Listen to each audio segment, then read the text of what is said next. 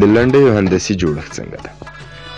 د لنډۍ کمال په دې کې دی چې مجموعاً په 22 څپو یا 2 مصرو کې دروند مانیز بار او ښکلا لیږدوي. د لنډۍ لومړۍ مصره 9 څپې او دوهمه مصره یې بیا 14 څپې لري.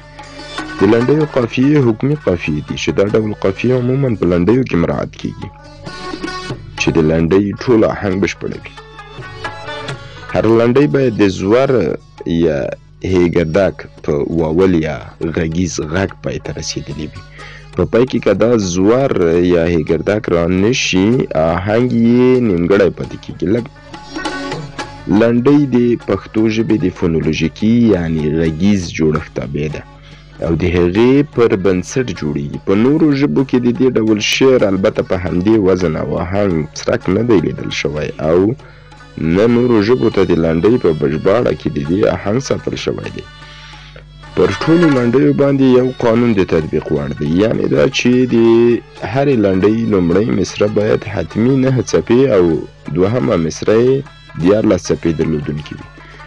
د هرې لنډۍ د لومړۍ مصرې څلورمه او اتمه څپه او د دوهمې مصرې څلورمه، اتمه او 12مه څپه باید خجنه وي. لکه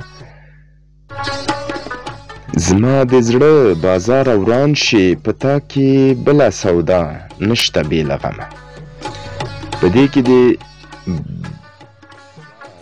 کلمه څلورمه څپه ده او وران اتمه څپه ده چې په دې ځای کې خج راغلی ده او په تا کې بله سودا نشته بې له غمه. په دې ځای کې بله نشته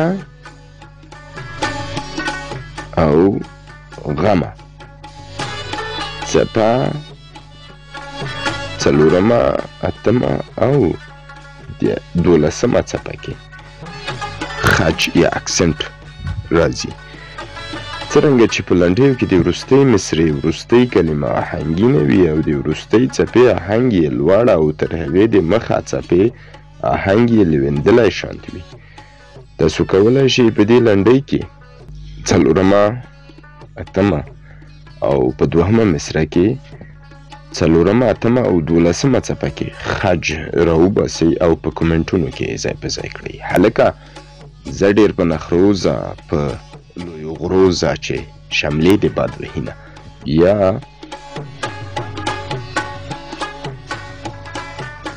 تبۍ راواخلئ مخ راتور کړئ ما د کم اصلو یاري کړه وشرمېدمه.